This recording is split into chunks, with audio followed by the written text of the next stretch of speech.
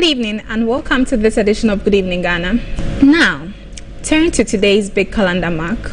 Today is June 4th, a date that remains one of the most powerful, dramatic, and fiercely debated milestones in Ghana's history. It marks the anniversary of the 1979 uprising led by the late Flight Lieutenant Jerry John Rawlings. For some, it was a necessary revolution for accountability and the common man. For others, it represents a painful chapter of military excess.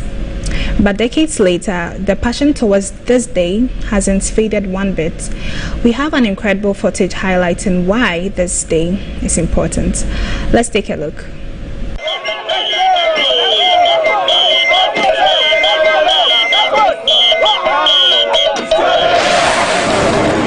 Monday, June 4th, 1979 was a rainy morning. The political campaign towards elections, presidential and parliamentary, for the Third Republic was in full swing. J.J. Rawlings and the coup plotters of May 15th were behind bars. And then suddenly, a coup arrived.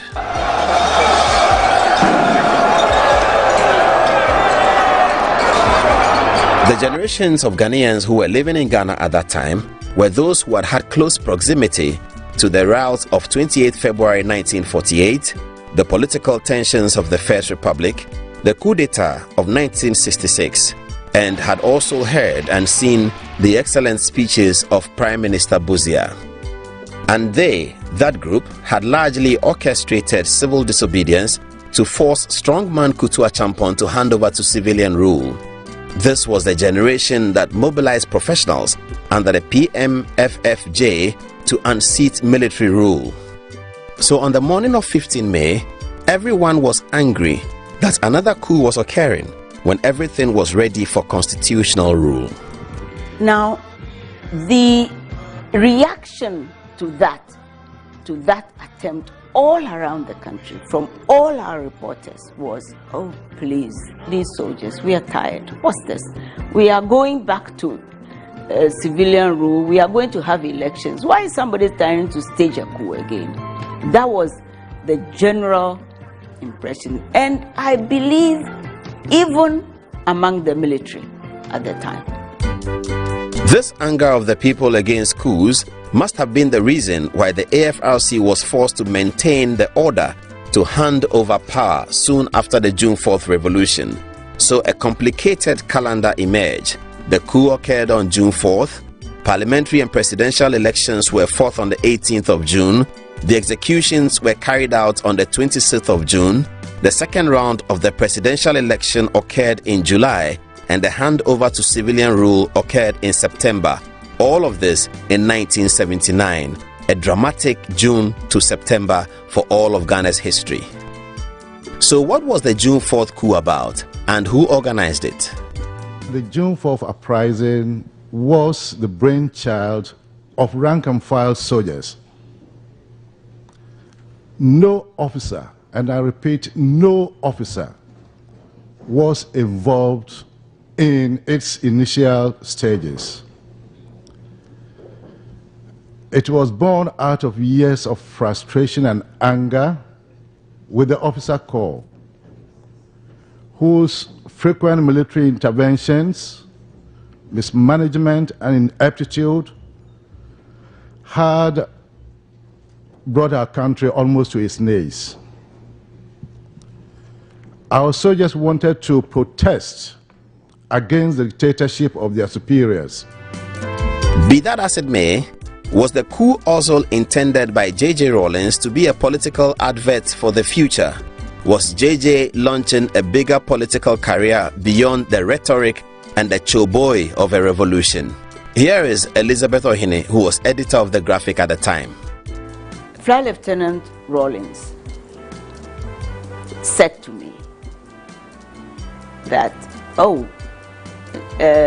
he was going to lead the group of soldiers that were going to see off General Akufo at the airport.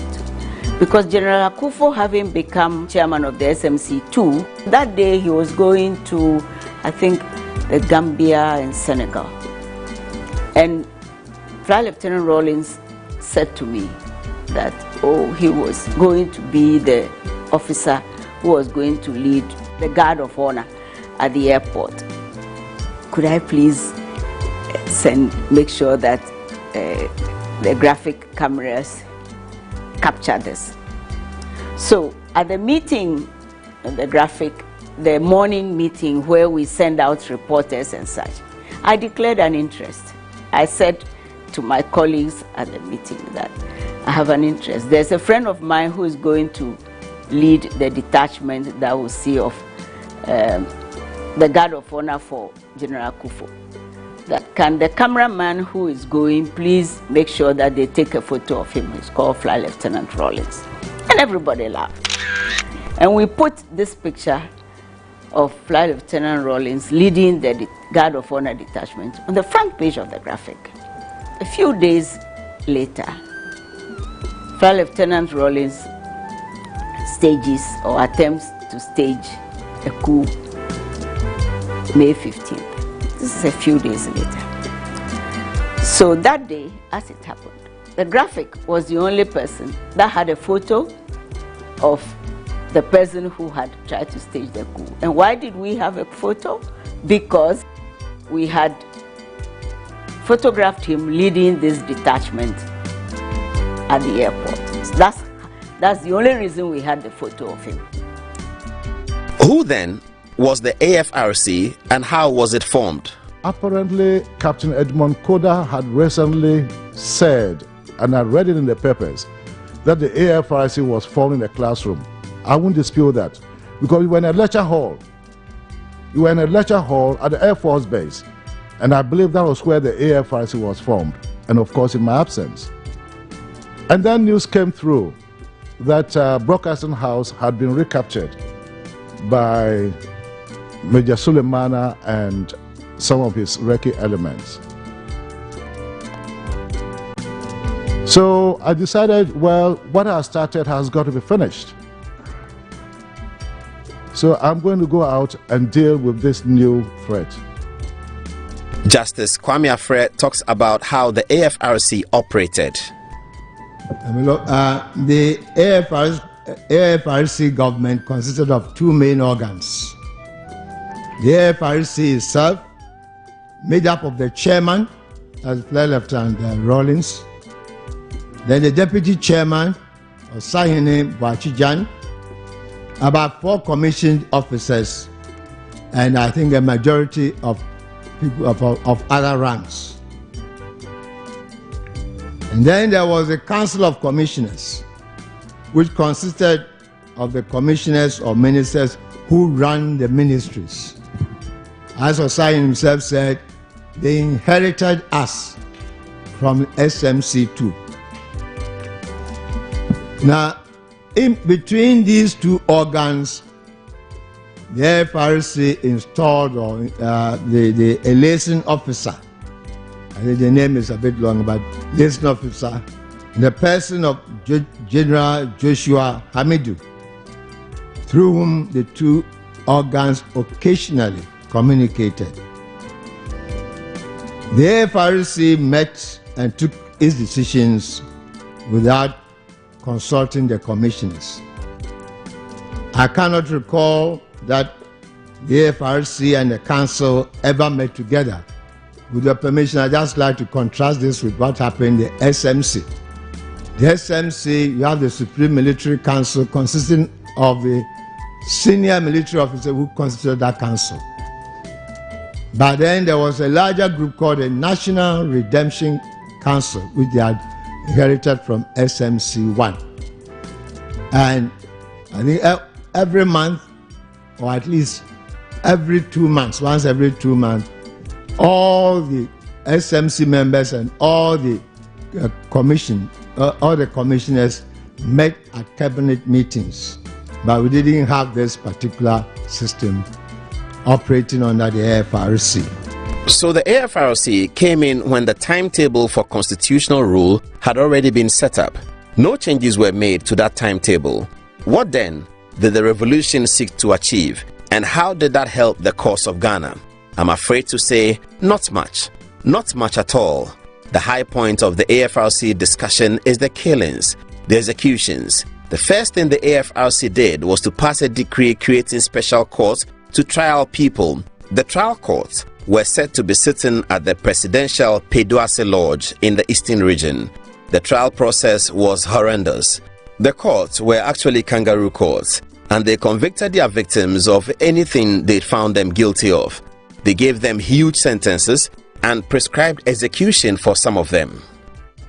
These courts struggled for credibility. At some point, they claimed that they had relied on the Criminal Code Act 29 as it then was, so that persons who overthrew or participated in the overthrow of constitutionally elected regimes were charged and found guilty of treason, and they were killed by execution. That's the reason they gave for the killing of Kutu Acheampong and Utuka. But could there have been another reason for the killing of Acheampong and others? General Acheampong was deemed to have been the leader of a coup which overthrew Dr. Busia's PP government and which overthrew Ghana's Second Republic. General Acheampong was executed as much for the dishonor he had brought to the Ghana Armed Forces. Let's face it, soldiers were shy of our civilian counterparts. We had absolutely no respect from our own compatriots. Why? Because we were soldiers. Urine was being poured on our soldiers who were being sent out on police duties. We were soldiers, not policemen. We wanted to soldier. I left the university and I went in as a career officer because I loved soldiering. I wanted to soldier. And here was I, another officer, perhaps even without my background academic qualification, refusing to share a toilet with me. He was a political officer. Now, if an officer would treat a fellow officer that way, how contemptuous would he be towards our civilian folk? General Acheampong had no chance. But perhaps the AFRC may have been magnanimous. They may have sacrificed, they may have opted to spare his life. I don't know, but that is a moot point. I wasn't a member of the council. But my information is that there were other parochial motives for the general's execution. A cabal of tribalists who have come to be known as the Jelukofe Mafia wanted General Acheampong dead. One aspect that has not been widely publicized is the grand drama that occurred before Kutu Acheampong was executed. The said drama is contained in this book, Ghana, Nkrumah to Rawlins, is by Emmanuel Dozoklu, Volume 1, and it covers 1957 to 1993. On page 461, the subtitle, Acheampong's Last Words, before he and Major General Utuka were shot by firing squad, is culled from Young and Old, August 1991. It reads, former head of state, the late General Ignatius Kutu Acheampong, did not know that the soldiers of the AFRC era will kill him on June 16, 1979. If he knew, he would not have opened his mouth to speak his last words in the manner that he did. Kutu Acheampong's last words were spoken on Wednesday, 13th June, but 72 hours later, on 16th of June, Kutu was dead and gone, having been executed by firing squad together with Major General E.K. Utuka, a member of Acheampong's SMC-1 government. It is significant to add that when Kutu spoke his last words to the soldiers at Burma camp, they found Acheampong's last words too sweet, quote-unquote, to believe. They therefore decided that everybody should hear what Acheampong had to say. They therefore carried him to the army headquarters, Accra. Now, these are his last words. He said, unquote, I pledge my full support for the Armed Forces Revolutionary Council, which toppled the SMC-2 government headed by General Akufu on June 4th. In pledging this support, I am not in any way being sycophantic because I am aware that the AFRC is taking stringent measures to solve the country's problems, something my government and that of General Akufu could not do. Acheampong continued, and I quote, I have no regrets for staging the 1972 coup which toppled Dr. Busia's government, and looking back at my reign as Ghana's head of state from January 13th 1972 to July 5, 1978, when General Akufo and others removed me from office, I feel I have done enough for Ghana. I can't claim to be infallible. Perhaps my only fault was that I was too lenient and kind. I helped people like J.H. Mensah, Apia Minka, and Dr. Bilson to make money, even though I was aware they were my political enemies. General Akufo and others have accused me of running the government as a one-man show. They are liars, and that accusation against me is baseless because every action taken during my tenure of office was a collective one. General Acheampong continued, and this on page 462. On July 5th, 1978, when some of the SMC members asked me to resign, I pointed out to them that it was not me as an individual that Ghanaians did not want. I told General Fred Akufo that they were looking for all of us. I warned General Akufo that he would regret this action and that he was going to create more confusion. My removal was not endorsed by all the SMC members, unquote. Still making the statement, General Kutu Acheampong parried off some accusations. He said, for instance, on page 463 as follows: at separate times, Mr. Kofi Anane Benfo, then Senior Principal Secretary, Ministry of Finance, and Lieutenant Colonel Akompi were those responsible, and therefore, if any of them had diverted part of the import licenses for their personal use, I cannot tell, unquote. He continued, before my overthrow, an investigation into an aircraft deal revealed that Air Vice Marshal Bozole, former Air Force commander, was seriously involved in the corrupt deal. After the report on the deal was made to me, General Akufo approached me to say that Air Vice Marshal Bozole had asked him, General Akufo, to beg me on his behalf, unquote. Also, as part of the statement, Kutu Acheampong answered the most famous allegation against him, the allegations of his debauchery and lasciviousness. He says as follows, unquote, it is not true that I bought golf cars for my numerous girlfriends. I don't deny that I had girlfriends. All of us have girlfriends, even you.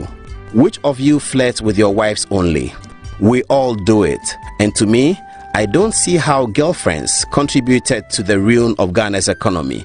No one can claim to be a paragon of virtue. We all do it, unquote. Thus, Utuka and Acheampong were the first to be killed. Everyone was shocked, and anyone of influence in Ghana tried to make moves to halt the killings, but all of that was to no avail. General Afifre's execution was the most unwarranted. He was accused of overthrowing Nkrumah in the 1966 coup, whilst General Ankara, who was part and leader of the coup, was not tried. Worse still, Section 37 of the Transitional Provisions of the 1969 Constitution had indemnified all coup makers, so that should have covered Afrifa if this was a regular trial. But this was not a trial at all, where the accused person did not see the faces of the judges and didn't know how many judges were trying him. He only saw a glass screen in front of him. General Akwasi Amankwa Afrifa had actually removed his military clothes. He had become a full civilian, participated in politics, and actually was elected the UNC Member of Parliament in Mampong in the elections of June 18th, a few days after the coup. He had won the election on the ticket of the UNC as the only candidate to have won a seat in Ashanti region for William Ofori-Attah's party. On June 26, 1979, the unthinkable happened. On the 26th of June 1979, Member of Parliament-elect Akwasi Amankwa Afrifa and 5 others were killed in cold blood in the second round of executions. The executions were senseless, unnecessary, and dastardly. Former Minister of Finance and former Vice Chancellor of the University of Ghana, Professor George Bennett, told a story about how the executions ended in his autobiography. Writing his autobiography entitled My Time, My Nation, the former Vice Chancellor and Minister of Finance recounts on page 84 under the subtitle The Executions of Military Officers as follows. He says, as I recall, 4 of us were selected: Dr. Joe Abe, D.K. Afre, Mrs. Gloria Nikwe and myself, we went to the Air Force Base to meet members of the AFRC. We argued out our case against the executions. Some of them were not convinced. I remember clearly that DK Afre was very smart when he realized that we were not making headway in our presentations, believing that it might be better if we spoke in vernacular to make the discussions more informal. He decided to change the language of the discussion to Akan. That played the trick, and some of the soldiers were more forthcoming in their contributions. I remember one of the soldiers telling us that they will not go ahead, but they had killed soldiers, and it was important that they kill at least one civilian to pacify everybody. The name they were mentioning was Boache Matres. He was a prominent businessman. That at least he must be killed. We continued to plead for his life, but were not making any headway. So we thanked them and appealed to them to consider our request, and we left. We then prepared the statement for consideration by Chairman Rawlings. Later, General Hamido informed us that he had taken our statement to him, and to our greatest delight and surprise, Chairman Rawlings made the broadcast, more or less reading the statements that we had prepared. That was a crucial moment in the revolution because it really called the executions to a halt. So that was June 4th, a horrible, dastardly, unwarranted uprising. Many years later, during the celebration of the June 4th uprising, Flight Lieutenant Rawlings described the Third Republic, which he overthrew, as a naive interruption to the revolutionary course. In about 2 days' time, as you all know, will be the 8th anniversary of our long march. The long march that was naively and rudely interrupted. The march that was begun in 1979, which was fortunately resumed again on 31st December 1981. On the same occasion, J.J. Rawlings complained about how June 4th celebrations had become synonymous with profanity from the soldiers.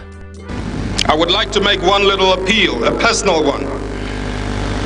Our mothers and wives are beginning to complain about some of the songs that our little ones are picking up. And they were hoping that we would tone down on some of the profanities. Of course, we can step them up outside of the barracks or wherever the children, in the absence of the children. But otherwise, I would like us to sing some of the other ones that we know about. One of the most popular ones that I used to know, somehow I don't even hear anymore. The one that goes, Zamana watiwa, Zamana watiwa, Zamana abelefu, Zamana. That's right. You see what I mean?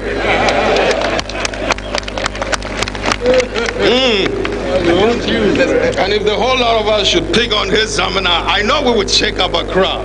So let's not forget it next time. June 4th continued to be celebrated as a holiday even under the constitutional rule of the 4th Republican Constitution of 1992. And they did so even though the Supreme Court had ruled in a separate matter that the other JJ coup of 31st December 1981 cannot be celebrated as a public holiday because it was an illegal act. The most tensed celebration of the June 4th revolution was in 1995. This was so because less than a month before the celebration, Nana Addo Dankwa Akufo-Addo, Charles Reko Brobe, Kweku Baku Jr., Kwesi Pratt Jr., Dr. Nyaho Tamaklo, Mr. Kakraba Cromwell, Mr. Akoto Ampao, and Mr. Kweku Poku had all led what became the biggest ever demonstration in Ghana. They called it the Kumi Preko demonstration. More than 100,000 people were on the street in protest against JJ's government. This seemed bigger than June 4th, and on the occasion of the 16th anniversary of June 4th, Flight Lieutenant Rawlings for the first time seemed rattled and issued threats to the opposition in a harsh manner, similar to the way he spoke in 1979 and in 1981. However, ladies and gentlemen, let no one underestimate our capacity and resolve to react appropriately if their ugly noises provoke ugly actions from their blind followers. During the other celebrations of June 4th whilst JJ was president, sometimes he was sober, even occasionally expressing regret for the things that had happened at June 4th, but still making his point. June 4th therefore belongs to the people of this country, and they have a right to measure those of us in leadership today by the yardstick of June 4th, 1979. Ladies and gentlemen, there are some who say the times and conditions have changed. They say the excesses of June 4th era should not be glorified or made a part of national life. No, we do not glorify the excesses of June 4th, but we glorify its principles, and all of us must remember that principles are principles and they never change. When John Agyekum Kufuor became president in the year 2001, the celebration of June 4th was immediately outlawed by an amendment to the Holiday Act. So what's the legacy of June 4th? Let's find out from the presidents of the Fourth Republic. J.J. Rawlings made it a holiday. John Kufuor, President Mills, President Mahama, and President Akufo-Addo all did not make it a holiday. So the verdict is JJ 1, Kufuor, Mills, Mahama, and Akufo-Addo 4. Thus, JJ has lost. The perpetual flame lit for June 4th must die. What shall we then say to June 4th? We can say good night, June 4th, good night. And when morning comes, please don't wake up. No one wants to see you. Never again will June 4th be given a national salute. Right! National salute! Three, say, up!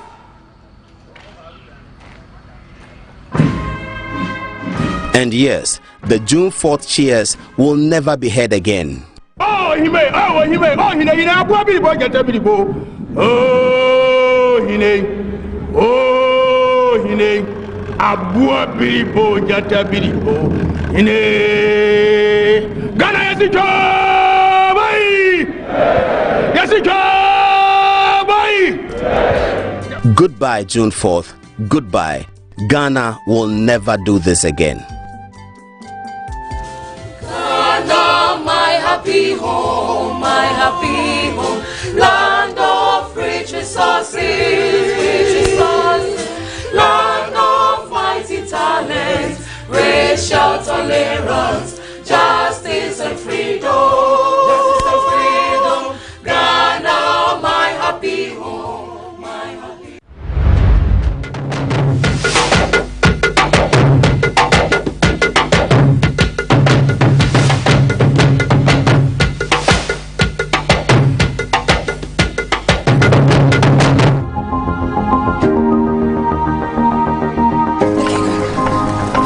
Through every stage of life,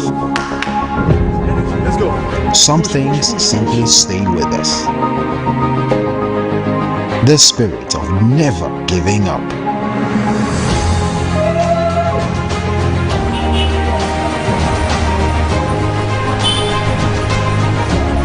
A throwback to a bygone era when love was service. The silent statement of love.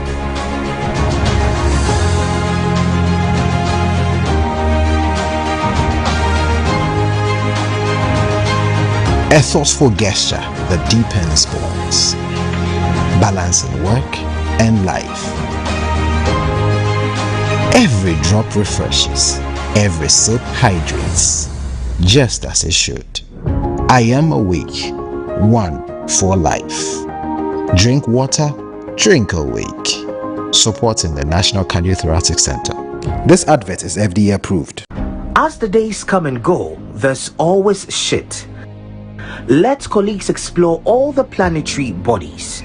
Our mission is in Uranus to treat hemorrhoids, anal fistula, anal fissure, anal incontinence, hidradenitis suppurativa, using laser, Legasure for pain-free and speedy recovery. on Uranus Street, Accra, as Main Tuber Hospital and Coloproctology Center. Trust Uranus with us and we will delight you. Visit Main Tuber Hospital today or call us on 0244 581 541. Finding the ideal property shouldn't be a daunting task. At MNC Properties, we believe everyone deserves a place to call home. That's why we specialize in providing affordable housing options under our flagship project, Fresh Property Joy. Specifically designed for low and medium income earners. Our range of customizable homes includes 2 and 3 bedroom standard and executive options, all meticulously crafted using innovative interlocking brick technology. We understand the importance of simplicity and convenience in the acquisition process. That's why we have designed our procedures to be straightforward and hassle-free, offering flexible payment options tailored to your individual needs. In addition to our affordable homes, we proudly offer litigation-free lands for sale in vibrant and upscale communities that present the perfect opportunity to build your dream home. We are committed to making affordable housing a reality, providing you with the joy of owning a home that meets your budgets and aspirations. Whether you're looking to buy, rent, or invest, we've got you covered. Our service team is ready to assist you on 030-255-1917. MNC Properties. In my line of work, a confident smile is everything. Kel Charcoal Toothpaste keeps me on top of my game and ensures my smile is always radiant and bright. With the tiring nature of my job, we spend several hours under the scorching sun. To keep our teeth white and our breath fresh all the time, we use none other than Kel Charcoal Toothpaste. Kel Charcoal Toothpaste. You're on a Kessie and in a kit one. Samayo Kendini, who be here, Semetra Sapapadia to Amame Manfo, Kel Charcoal's natural ingredients, and a bomb is several by, a man is swing, Nesansu Mama Hotoso, a will beg you. Kel Charcoal Toothpaste. Choose Kel Charcoal Toothpaste for anti-cavity, whiter teeth, and fresher breath all day. Available in 80 gram and 150 gram. Grab yours today. Kel, happy smile. This advert is FDA approved. Grab your bottle and unleash the taste of Storm Energy Drink.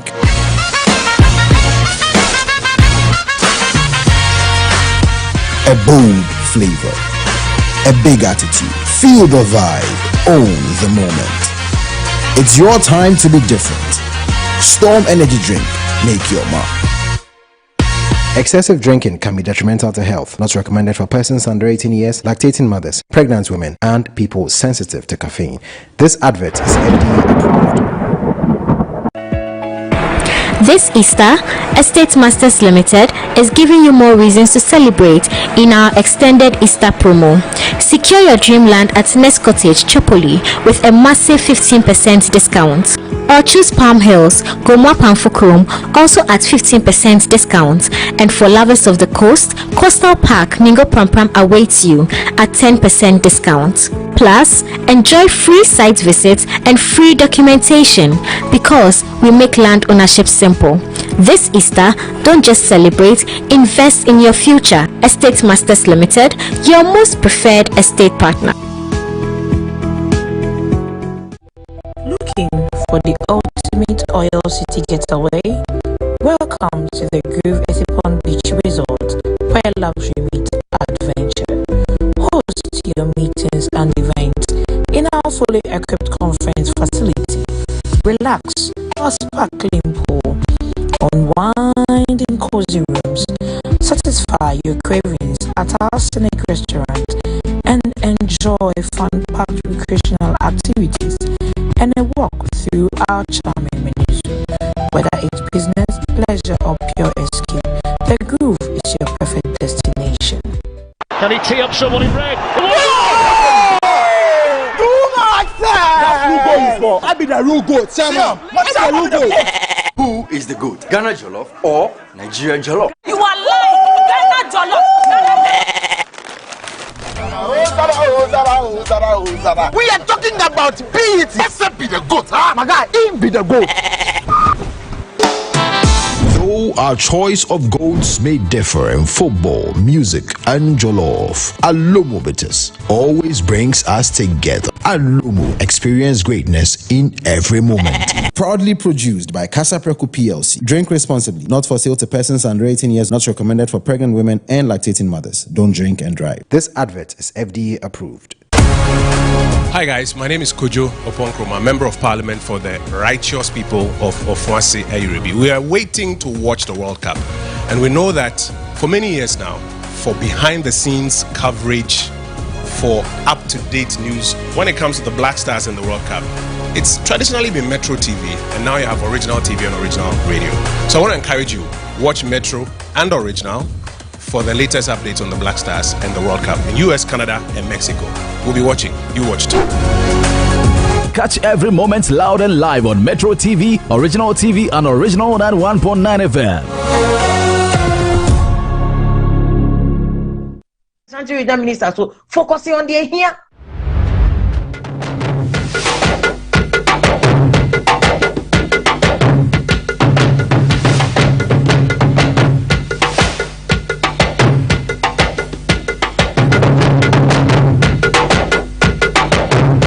Regional Minister ira ko wonu atumi afa ne ho afa ne ba oh Nyankopon hira oba no onhwe no so no ya da Nyankopon so glory to God say minister na ira wo nemom the double standards that come with it, and you see but a double standards say Ashanti Regional Minister mo na munipa na mo kitchen blogger mo di obi a wo Ghana ha bia atem so obi akwa abroche for medical treatment mo di obi an men kai ko ekufo ado ni nia Asante Bedi to yare wa abroche. Then where NDC people were praying on NDC for supporters e bompaye for Asante Bedi to onwu aden na wakwa abroche aden no ntena Ghana ha no onwu aden na Asante Bedi to akwa abroche.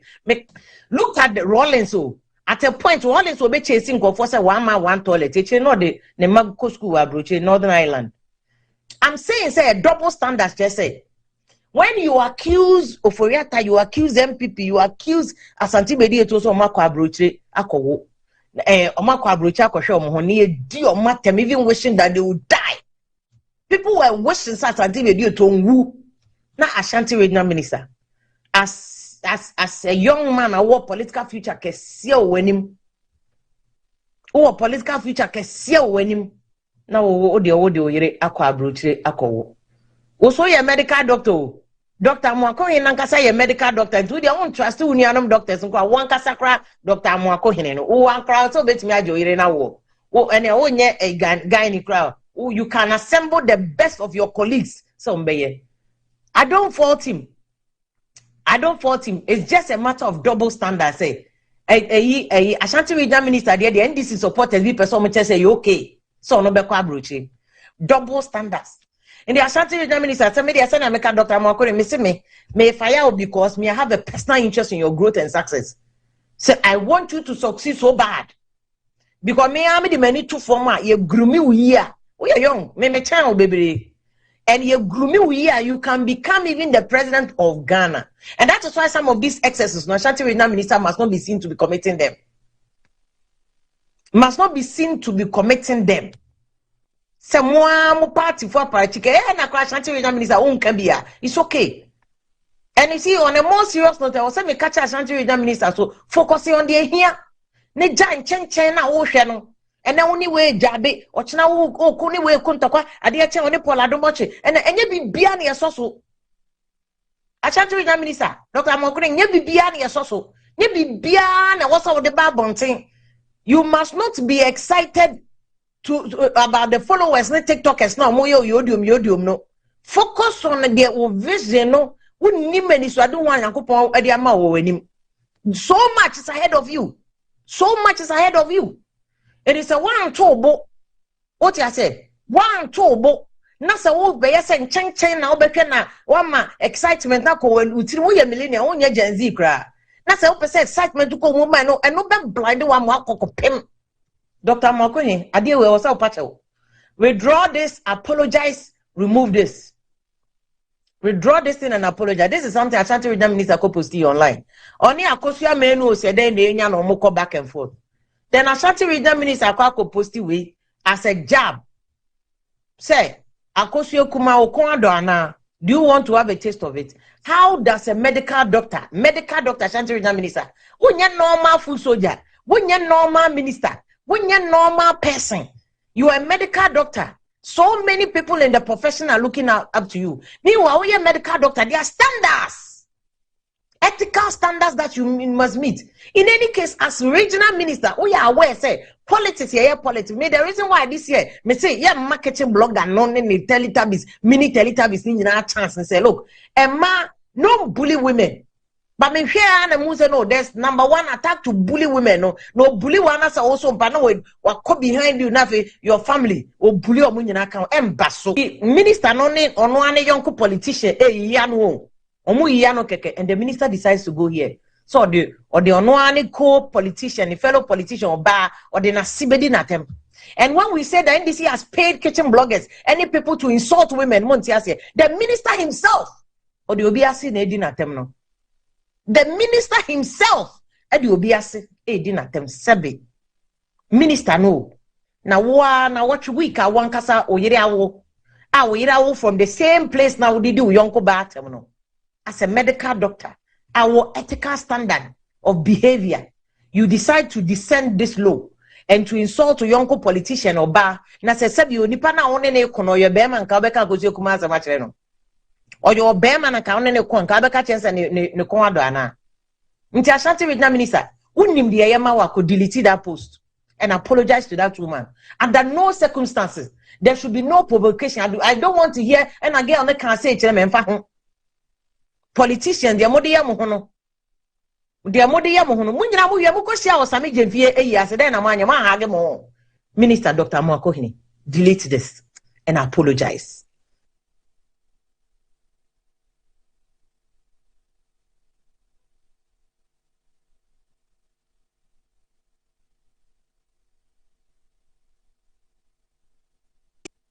Regional Minister ida ko wonu etumi afa ne ho afa ne ba. Oh, Nyankopon shira oba no onhwe no so no ya da Nyankopon so glory to God, minister na ira wo. Nemom the double standard. Mr. Speaker, thank you for the opportunity. Mr. Speaker, let me say very straightforward that if the Minister of Finance and the Ministry of Finance wants to know how the national economy is being managed and how the economy is doing, Mr. Speaker, they shouldn't go far. They should just talk to their colleague ministers in cabinet. And if they were in doubt, they should talk to their backbenchers in this house on the majority side. Mr. Speaker, if they spoke to their colleague ministers in cabinet, they will find that ministries are struggling today because the Ministry of Finance is not funding ministries to be able to discharge their mandate, particularly the Ministry of Education. They should compare the funding President Akufo-Addo gave to the Ministry of Education to the funding that is being given to the Ministry of Education today. Mr. Speaker, it's fact that as a result of COVID, GDP growth in the United Kingdom fell by 3.5%, in Canada by 5%, in Germany by 5%. Mr. Speaker, and then indeed, at the time the Akufo-Addo administration was leaving, inflation was on a downward trend. Mr. Speaker, growth was surging. The economy was indeed recovering as a result of the post-COVID-19 economic recovery plan and program that Akufo-Addo administration implemented. Mr. Speaker, but as we say, we've heard enough of the complaints, we've heard enough of we inherited this, we inherited that. It is 18 months into your administration. If you say the economy is not good, fix it. Mr. Speaker, and fixing it means what? Fixing it means, Mr. Speaker, as we speak today, growth of the agriculture sector, the Akufo-Addo government handed over to the Mahama administration, January 2025, Mr. Speaker, was 9.3%. Mr. Speaker, as we speak today, growth of agriculture has dipped at 4.5%. And agriculture is the backbone of our economy.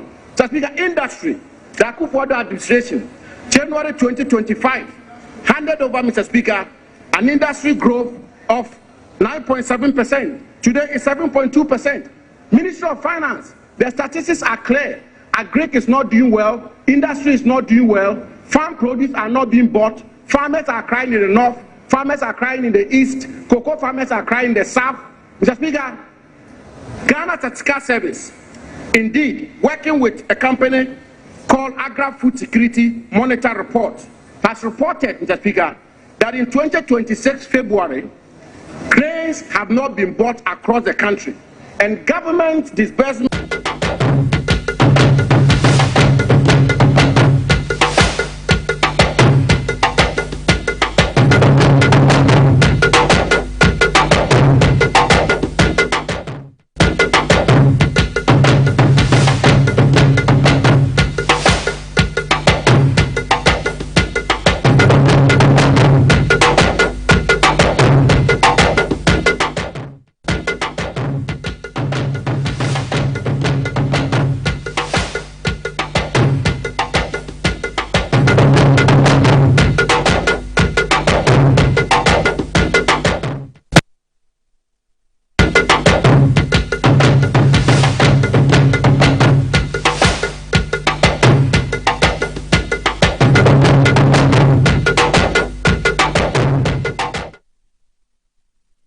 Welcome to the big June 4th edition of Good Evening Ghana. Tonight, I'm not very happy because I have to do a story that worries me. A story that worries me.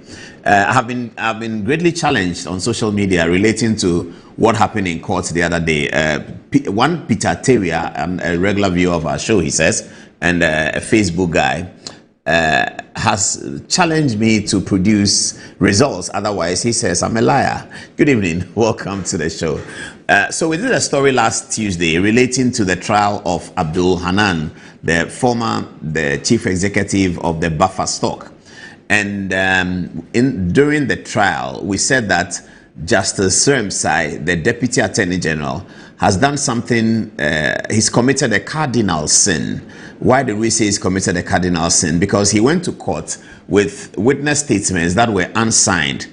And we also said that since the resurrection of our Lord Jesus Christ, more than 2,000 years ago, no Attorney General or Deputy Attorney General has gone to court with unsigned documents. We have actually suggested that some Justice Seremsai's debacle should, in other parts of the world, result in his resignation. But we don't want him to resign. He's a young man, so he must go on with his job and clear the 4 years so we can have a proper assessment of him. So his resignation is not our interest, and we are not calling for that. What we are calling for is that he will move away from the excesses of the power, instead of carrying multiple police officers to court, and open his eyes to deal with the work, and that he's not doing. So we came here and said that one of the examples, actually a striking example of Justice Seremsai's abandonment of his role as Deputy Attorney General, is that he came to court with unsigned documents. He, Justice Seremsai, then organized one Peter Teria to put up a post about what we had said. Peter Teria went to town and completely lambasted the work that we did and the suggestions that we made. Peter Teria said he was in court and that it was untrue that Godfrey Dame pointed anything out. Indeed, Peter Teria's rebuttal was quite ridiculous, because his rebuttal was actually not to the substance of the matter. The substance of the matter was that the Attorney General, in being derelict in his duty, went to court with unsigned documents. He agrees with that. Peter Teria agrees that the Attorney General actually went to court with unsigned documents. But he said to us that, or he said to the general public, which we used here on Good Evening Ghana, that it was not Godfrey Adame who pointed out the folly, that it was Augustin Obuo who pointed out the folly. That's what he said. And so we ridiculed him and said, well, you are not denying the fact. However, when we contacted the lawyers for the court documents, it shows a very blatant, decorated lie from Justice Seremsai and Peter Teria. Tonight, we have the court records and we're going to show you on the touch screen as to who said what. I'm completely shocked that a Peter Teria, a lawyer, is in court and judge says something and he actually didn't get it. Justice Seremsai is in court. He knows what happened. He knows that the court documents are matters of public record. He knows that. And he knows that it can be obtained by counsel from the other side. It can also be obtained even by a journalist like me, who doesn't matter in the case, because these are matters of public record. Now, in that public record, it is very obvious, and it is written down in black and white, who did the objection. And the judge also commented on the objection tonight. It pains me that we have to embarrass Peter Terria, because he's a regular viewer of this show, and so I really don't like doing that. But because he has put Good Evening Ghana's credibility on the line, we will have to justify it. We believe that we have 25 years of credibility, and we have gained that by the grace of God, and also being clear in our responsibility to put out the truth, only the truth, and nothing but the truth. So tonight we have another opportunity to step up our credibility. We thank God for that. We'll be showing that on the touchscreen in a minute. Also tonight, Ashanti Regional Minister has come up for mention again. This time is very bad, and we are calling on FIDA, the Association of Female Lawyers, important women in the National Democratic Congress, including the Vice President, to call up this minister who is telling a political opponent that, do you want to sleep with me? I mean, that's how bad it is. That is how terrible.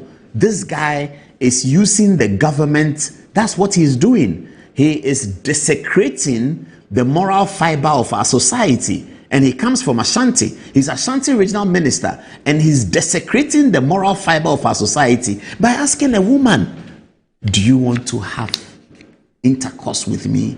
On public social media. This guy, this is how far he has come. And I kept saying that, you know, when people make money with Galamsey, they think they are rich, so they can do anything. That's what it is. When you go and take Galamsey money, which is blood money, which nobody wants, if you take it because you want it, sometimes you think that you are rich, so you can say anything at all. This Frank Amoakohene said that to another person. We'll show you that as well. But we'd like to begin tonight on what it is all about. I'm sure those who have been watching earlier, you have seen our June 4th documentary. Tonight is June 4th, and so we start just with that. We have two June 4th stories, and we'll begin with both stories.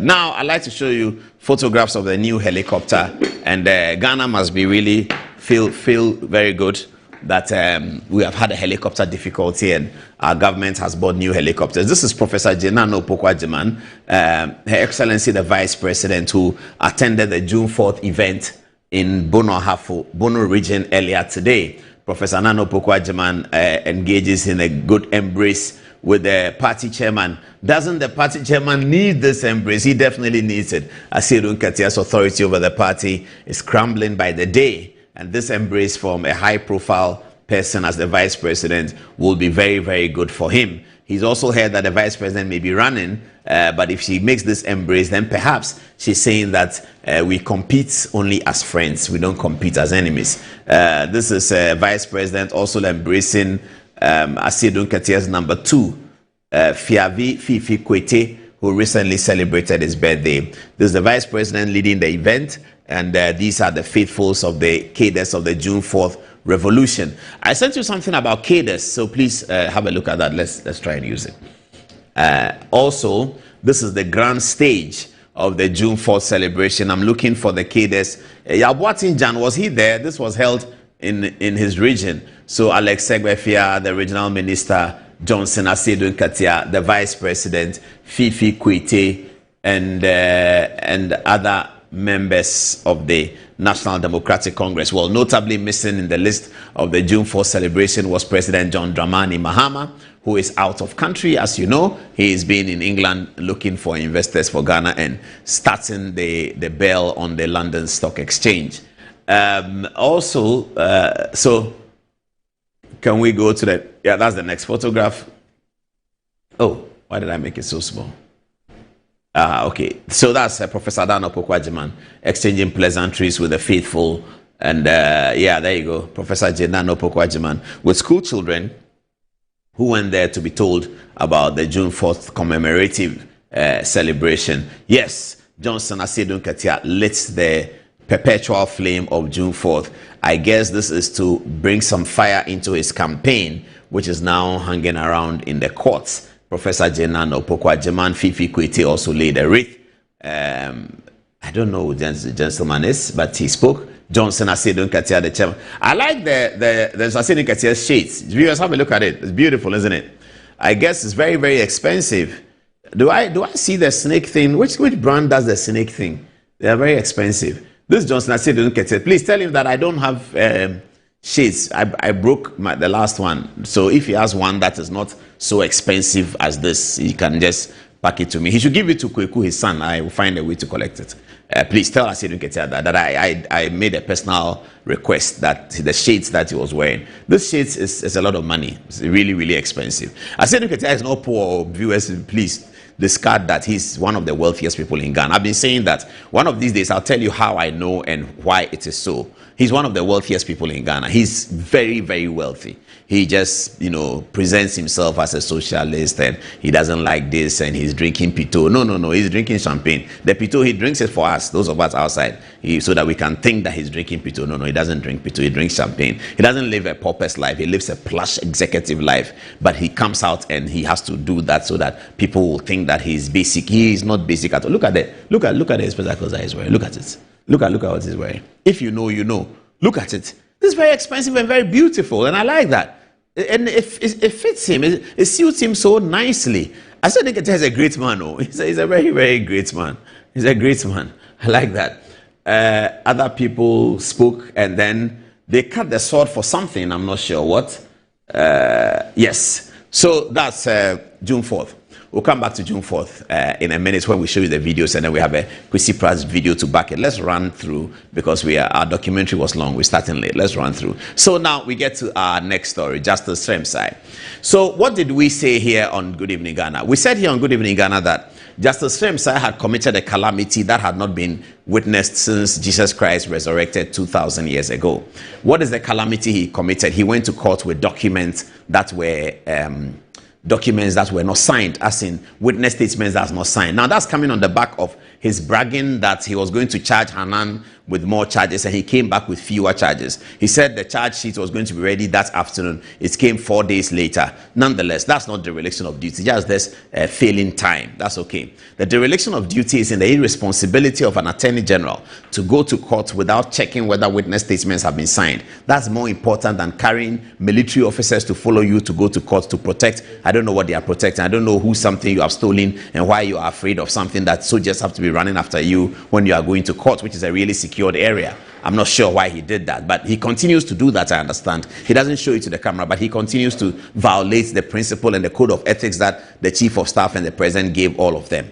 So that's the point we're making, that you can't go to court and you have documents that are not signed and you call yourself a deputy attorney general. That's wrong. And somebody sent a text and said because he has never had courtroom practice, he doesn't understand it, blah, blah, blah. I don't know about that. But this is what we said.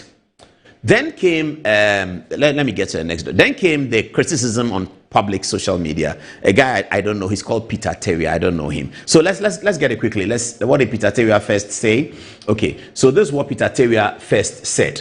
He said, can I go? He said, "Dear Paul, Godfred Dame never ever flawed Justice Sremsai in any argument that day in question as reported by you." He said, "On that day, Godfred Dame represented Hanan, blah, blah, blah, and then he says the CMC on the basis that he what's happening? Oh, it's going to come back soon. It's going to come back soon. Sorry. So he said that the Peter Terry told us that what happened in court that day was wrong, and that okay, it's come back. Thank you. Okay, so this is the original letter. This is what I wanted. He says, "Dear Paul Adomoche, you have been my admirer. I've been his admirer since decades, and I always stay glued to your Good Evening Ghana show in those years till recent. I watched an excerpt of your program yesterday and heard you spewing lies about what really happened in court last week in the case of Republic versus Hanan and wife. In fact, you were not in court, and I've never seen you in court. All these cases started and won't blame you that much.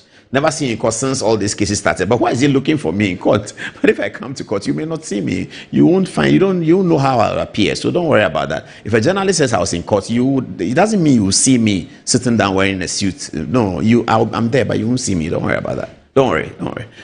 Dear Paul, Godfred Dame never ever flawed Dr. Justice Sremsai in any argument that day in question as reported by you on your Good Evening Ghana show. This is what happened. On that day, Godfred Dame represented Hanan. Then he goes on to say that even though it's Justice Sremsai didn't sign the documents were unsigned, it wasn't Godfrey Dame who raised the objection. Okay, so we came here and made that point. Then he comes back on social media. Let's have that one. He comes back on social media, comes very stronger. Now he's punching. Now he's calling names. You know. So Peter Teria says again here. He says, let me see whether do we have it? Okay, we just have the. He says, dear reader, let me assure you that I will always be Peter Teria and will always be content with what I have. I will always be truthful to my reader. I was seated in court that day. He, Paul Adomochiri, wasn't and hasn't been in court before for these oral cases. And I'm happy he said he will now verify from his defense lawyers next week. I will be vindicated. Thank you. And then I think he copies Kevin Taylor, Justice Sremsai, and Godfrey Dame. Our friends are blah blah blah something. Then he has the video. So this is the video he put up of me saying that Godfrey Dame flawed Justice Sremsai, and that the point he's making is invalid because the point we're making is that the Attorney General was derelict in his duty by not having signed documents. He said it's not Dame who pointed it out. It's actually another person who pointed it out. Ladies and gentlemen, I have the truth from the court documents. Let's look at it. So let's put the court document on. Okay. Well, so this is another one. This is another one he wrote. Here, he mentioned another guy, Marvin Kwesi-Mintim, and then he wrote to Marvin Kwesi-Mintim and said, Dear Marvin Kwesi-Mintim, so he, Paul, didn't have what transpired in court and sat on Good Evening Ghana to say all what he said. I am ready for that. He, Paul, should have gotten all what transpired before going on TV to lie. By the way, I am happy he said the case hasn't started, but at CMC. So why he concluded that Odame flawed Sremsai? Lastly, you know me, I can't be bribed by government or spew lies. As for your brother Isaf Husseini and PK something. Anyway, so he goes on to say, he emphasizes in this post to somebody that what we said was a lie. I can't even believe why somebody will do that. But okay, let's get to the document. So viewers, this is the court document. It's suit number CR 053 2026. It says, in the High Court of Justice held in Accra on Thursday, 28th day of May 2026, before Her Lordship Justice Francis Apagbunu Achibonga, Justice of the Court of Appeal, sitting as an additional High Court judge at the specialized court. The time was 12. Oh, I need that, please. It's going to come back in a minute.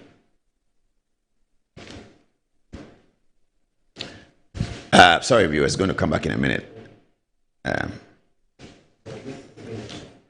Yeah, so the bottom line is, okay, so that is the document I was reading to you. Time is 12 p.m. The Republic versus Hanan Abdul Wahab Alodiba and Pfizer Seidu Wuni. A1 and A2 present. Okay, counsel, Justice, do I have this? Okay. Counsel says, I'd like to expand this so viewers can see. So please put it on like this for viewers to see. Counsel, Dr. Justice Sremsai, Deputy Attorney General with Fafakodo, Esi Denta Yanka, and Gifty Dumelo for the Republic. Okay, present. Godfrey Yabo Adame with Richard Jembibi, Ya Kobi Frimpoma, Yao Boampong, Edu Brimpong, and Na Nuteki Akwete for A1 present. Okay, then Augustine Obo with Fabiana Sapat for A2 present. So viewers, the Attorney General is the counsel for the prosecution. Godfrey Yabo Adame is leading the counsel for A1, and Augustine Obo is leading the counsel for A2. Let's get into it. Okay, turn to the page for me now. All right. It's going to come in a bit. Yes. Okay. So there we are. So this is A1 speaking. And is it clear for viewers to see? Can you please put it on? Viewers, I hope you can read it. Let me expand it further and see. Is it getting bigger? Yes. Great. Fantastic. Okay. All viewers, all TikTokers, everyone, this is the final round and the uppercut to Seremsai and Peter Teria. We are killing them. This is an uppercut. This is judicial service. Liars and propagandists parading the streets as attorney generals. Liars. So look at it. Counsel for A1. This is Godfrey Dami speaking. He says, my lord, we have been served with only one witness statement, that of the investigator. The other ones cannot, in my respectful view, be taken as a witness statement because they have not been signed nor verified. The rules are quite clear that witness statements must be signed and verified, and I refer to section 3.1, section 1.6, and also indicates that the CMC must be undertaken only after full disclosure. We also receive some other documents which have not been filed and indicating that the state would rely on it, and be filed and indicating that the state would rely on it or not. Okay, so let's stay with this one. So viewers, you have seen it. This is A1. The person identified as A1 is Godfrey Adami. And he is saying that witness statements are, Peter Teria, where are you? Are you a child? Are you a baby? What is wrong with your head? You are in court and you see this clear thing and you come and tell me that we are lying because Seremsai has sent you. Who is saying that you have taken money from government? Nobody is making that allegation. I'm just saying that open your eyes and speak, because here on Good Evening Ghana, we open our eyes. We've been doing it for 25 years. Wake up and come and follow us. Wake up. And stop misbehaving. You people think because of politics you can say anything about anybody. I don't do that. I've been doing this for 25 years. Get out of here and come and let's talk. Nonsense. You come and tell me that I'm telling lies. Look at the court documents. Look at it. Seremsai, you go and send somebody to come and say that I'm telling lies. Look at the court document. Viewers, look at it. These are criminals. My lord, we have been served with only one statement. That's of the investigator. And other ones cannot, in my respectful view, be taken as witness statements because they have not been signed or verified. I'm on line 3. The rules are quite clear that the witness statements must be signed and verified. I refer to section 3.1, section 1.6. How can you even respect the Attorney General after this? Thieves, criminals, walking around, thieves. This is court document.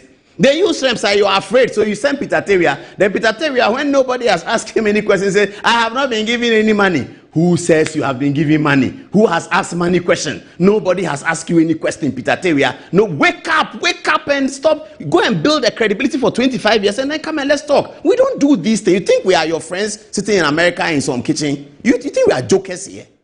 Get up and stop fooling. Okay, the worst of Peter Teria, the worst of it, is that Peter Teria told us that whilst there was unsigned witness statement, it was actually said by the other lawyer for Hanan's wife, which is Augustine Obuo. Augustine Obuo is a very distinguished and respected barrister. He's also a law lecturer, and students like him. He's very respected. Peter Teria said that it was Augustine Obuo who said it. Now, viewers, listen to what Augustine Obuo said. Augustine Obuo said, this is A2. He said, my lord, we have been served with witness statements, but it has not been signed. But if that is what the state wants to tender, I do not have any objection. It's right there. Viewers, look at it. And then this Peter Teria guy, full of, I don't know whether it's hatred or what is it, is full of hatred. He comes out and, Peter Teria, are you watching and are you embarrassed? Are you typing sorry to your Facebook people? Type, hurry up, pick your phone, type. Please, I'm sorry. I don't, not to me. I don't need your sorry. Get out of here. Get out of here. Just type to your Facebook people out of respect that you have disgraced yourself and you are very sorry. Just say that. Don't you think 25 years of credibility just comes like it just comes so you can't come and say anything? Are you crazy? These people, small children. He said, my lords, we have been served. The guy says, I have no objection. The respected Augustine Obuo told the court that as for him, he has no objection. That yes, he has also recognized it, but he has no objection. This is the story. What can we, Peter Teria? What is he talking about? Is he all right? Let's move on. Please put it together. Yes, thank you. So down, let's go to the judge. What the judge said after this and why he ruled as such. And viewers, give me 1 minute. Oh, it's going to come again. I just want to show you what the judge said, and I'm happy that the documents are here. You can see it. And so next time, people should stop their hatred and just let's get on with the work. Hatred won't take you anywhere. Okay? Get out of here. All right. The judge said, as the second leg of the objection raised by counsel for A1, that is Godfrey Adami, to wit, the case not being ripe for CMC because two of the prosecution's witness statements have not been signed and the statement of truth therein also not signed. I am clear in my mind that per the practice direction of criminal trials, the witness statement must be signed. The language used therein appears to be mandatory and does not allow an unsigned witness statement to be filed for purposes of CMC or trial. The Deputy Attorney General is right when he says there's nothing in the practice direction to suggest that if a witness statement are not signed, CMC cannot be conducted. But the question I ask is, can CMC be conducted in the absence of witness statements? Because in my view, an unsigned witness statement is as good as witness statements not having been filed. Again, if the rules are read as a whole, it would appear to me that the drafters intended that matters preceding CMC will be complied before the CMC is conducted. To say that it is only at trial that the issue of a signed witness statement becomes relevant, in my view, is not in accordance with the intent behind the rules. This is particularly so because even if the parties agree not to rely on the witness statement as their evidence in chief, same could be used as hearsay evidence by the other side. This, Teria, come back. I dismiss you. I'm calling you. Come back. Now that I know that you are sorry in your heart, come back. Come and learn. Teria, come and learn. You don't just come and take on Good Evening Ghana. It's not a small matter. Good Evening Ghana is a ghost. You can't just take it on. It's a ghost full of brains. Plenty brains are working on it. We don't want to follow the crowd and just put a camera in our kitchen and insult people. No, we will do the right thing. So we use brains to churn out the work. Yes, we are partisan. We are right wing. That's fine. We are sorry about that. But we don't compromise on the standards. We will never do. So you, Peter Teria, when you sit down, you don't come to the studio now. Come and see how many people are on their computers. Come and see. Come and see how many people are typing and checking things. You think we are jokers here? Nonsense, boy. Hey, this man, you come and say that we sat on TV and lie. Have you ever heard me say Tasso sit on TV and lie before in 25 years? Go and bring it. Go and bring it. Don't be silly. Talk anyhow. This is the court record. And you sit down. Not that I didn't know, viewers. I just wanted to show you the court record. Because these days, when people talk anything, you have to show them the record. You have to show them the record. This is the record. So how can anybody sitting in this court, looking at all of these things, he says, I wasn't there. Yes, I wasn't there. He was there. How can anybody sitting in the court, looking at all of these things, will come and try? You see, these people, they think that we are all fools, or they think we are still in election 2024, where everybody is angry with MPP because prices are high, and so you can say anything and get away with it. No, that time is gone. Now all of us, our eyes are open, because after MPP left power, people have been disappointed. People were told they will be given jobs, they don't have it. People were told they will get 133, it's not happening. People were told petrol prices will come down, it's now at 15 and it's climbing up. People were told food prices will be cheap, one tomato is 20 cedis and it's climbing up. So everybody's mind is clear. So that's your propaganda of 2024. If you don't leave it, disgrace will bath you like water.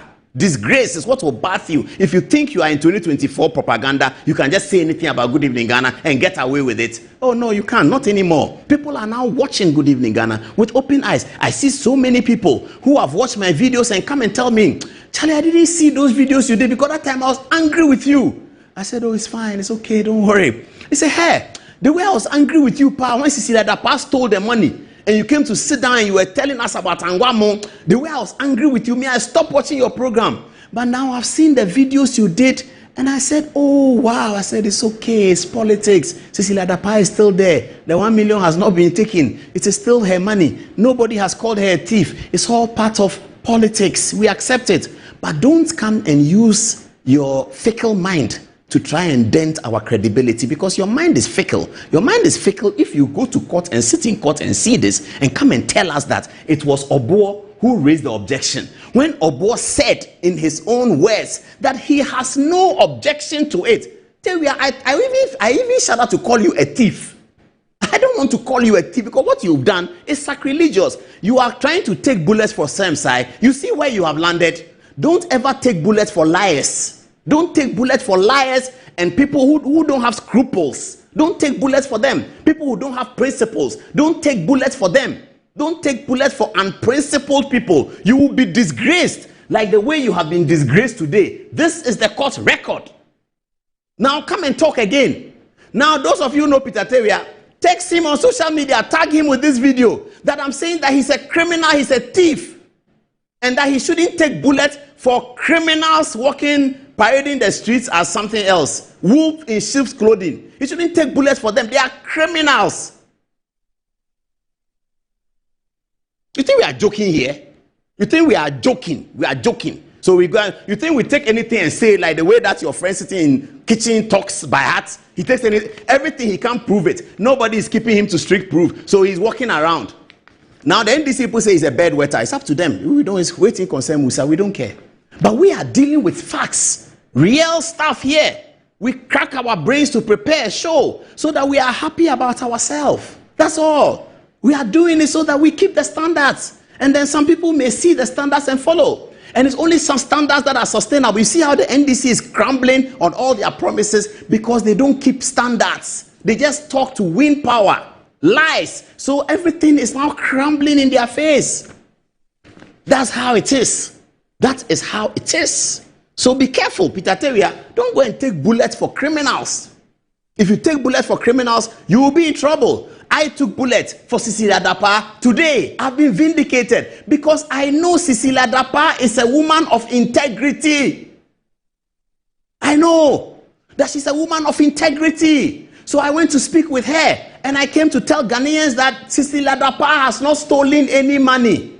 And in the heat of campaign, everybody said no. Today, 18 months after the policeman came to power, the policeman with his stick and his gun and his authority of prosecution with 2 ministers as Attorney General, 1 minister at Iyoko, 1 as CID. What has happened to Cecilia Dapa? 0. Because we knew that we are dealing with a woman of integrity. Amen? Hallelujah. Teria, type your sorry quickly and let us get together and drink some pito in honor of Asiedu Nketia, who just celebrated June 4th. That's the end of the story. What do we have next? June 4th. Fantastic. Let's get straight to June 4th. So, the June 4th is an interesting story.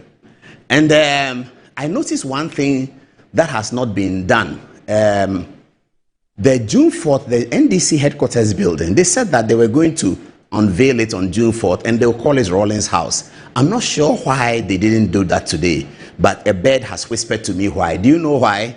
Because they want John Dramani Mahama to do it.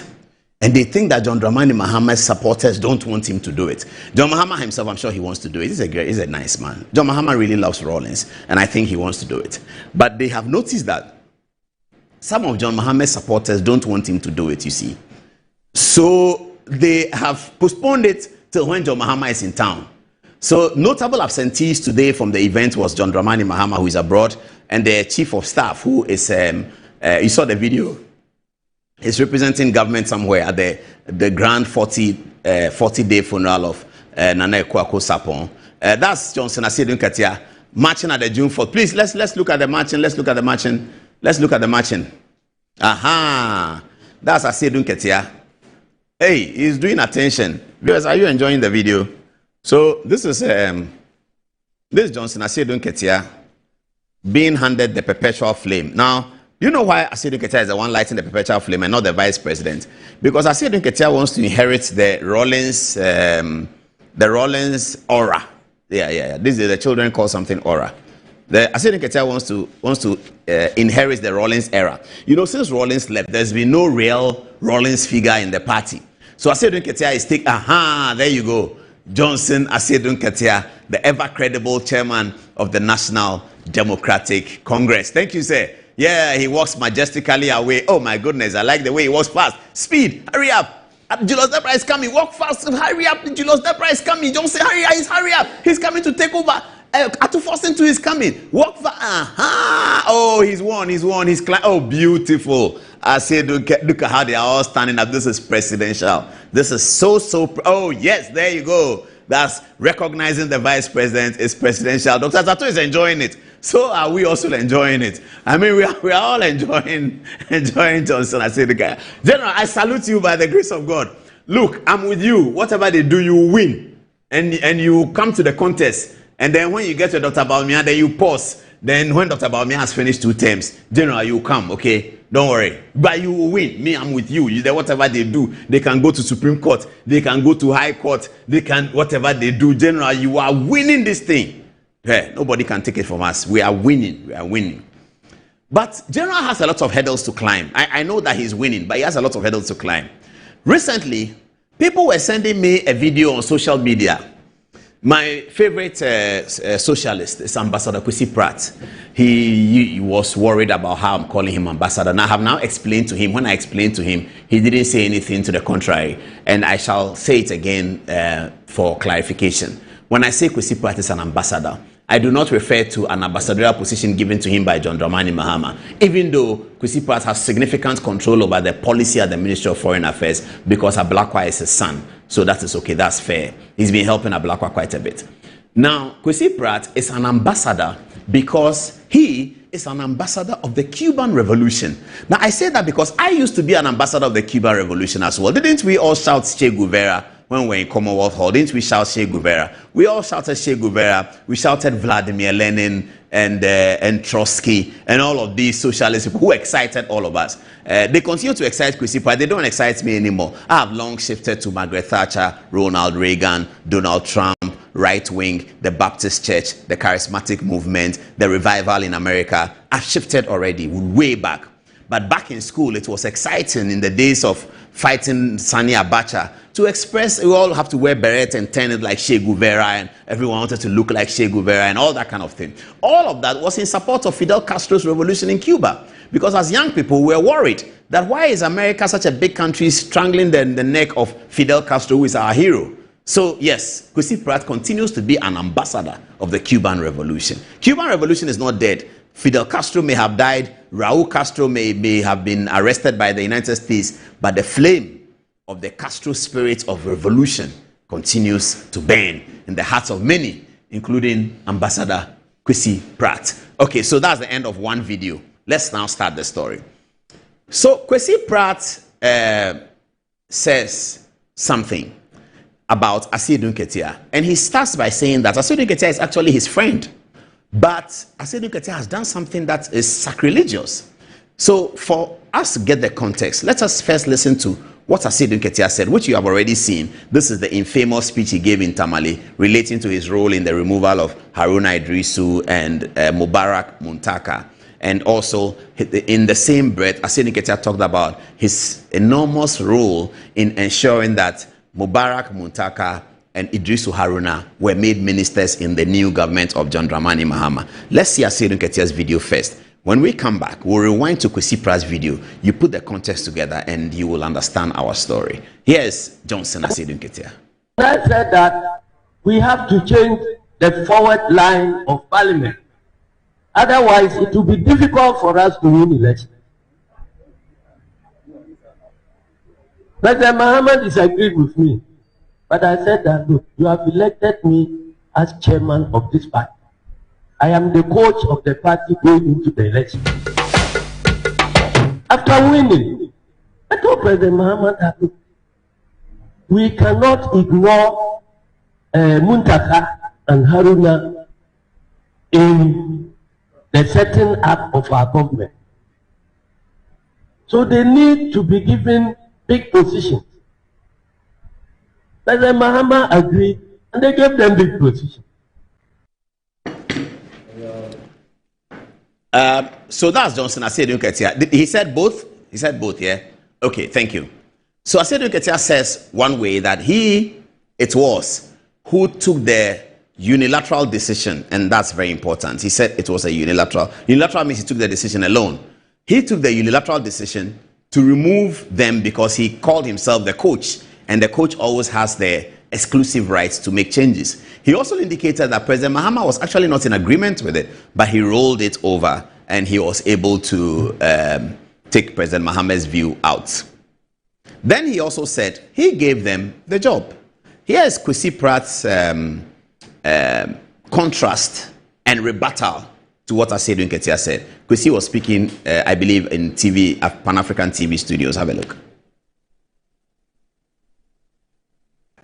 How can he, chairman of the National Democratic Congress, claim that he removed the majority leader of parliament, or was it the minority? No, at the time it was minority. Minority leader of parliament and the chief whip. He removed them without locus.